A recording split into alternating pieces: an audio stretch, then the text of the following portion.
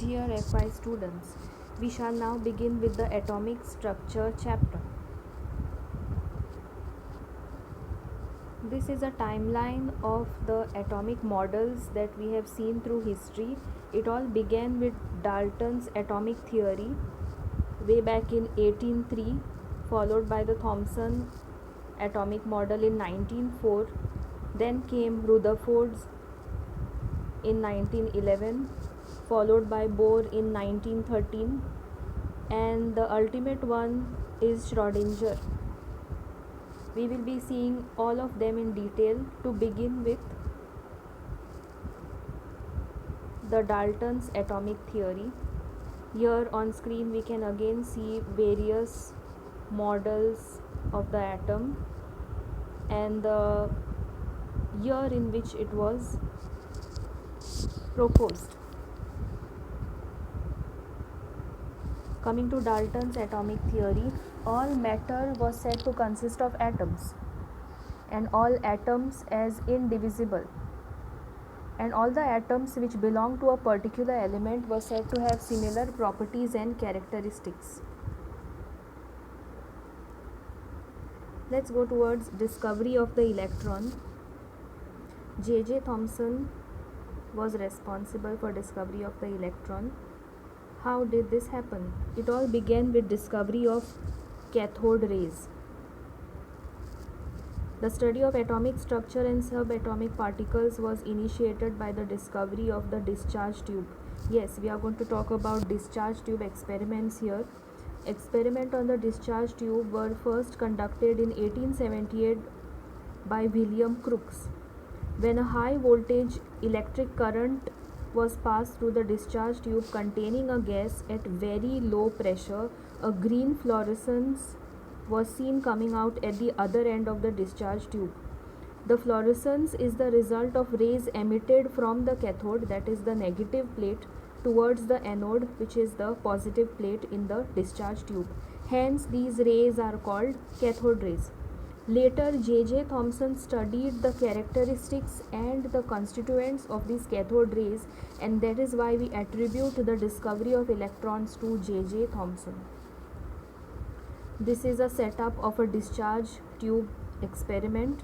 We can see a discharge tube which is fitted with a cathode and an anode at two extreme ends. The tube needs to be evacuated. That is why we see a vacuum pump there. And in turn, there is a high voltage generator added to this setup.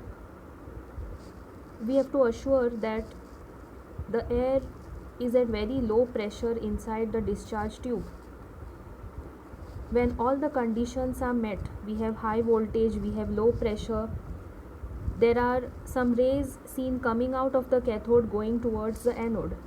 As you can see the diagram on the left and relate with a real picture on the right, you can see fluorescence coming out from the cathode and going towards the anode.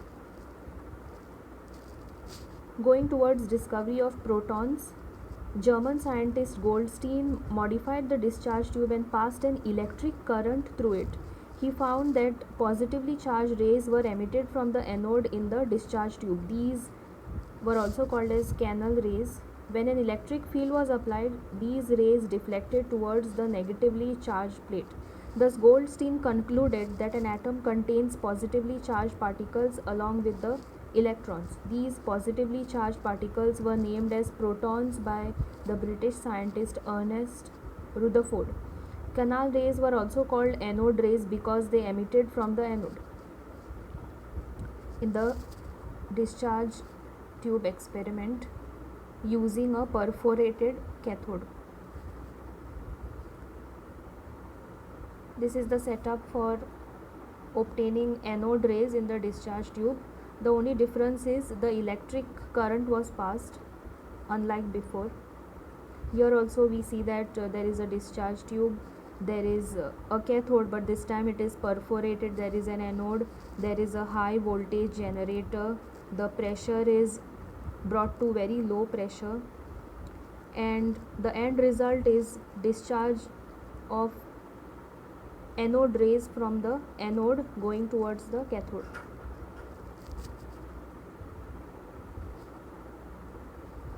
So discovery of proton was done by Ernest Rutherford. This is his picture. Discoveries of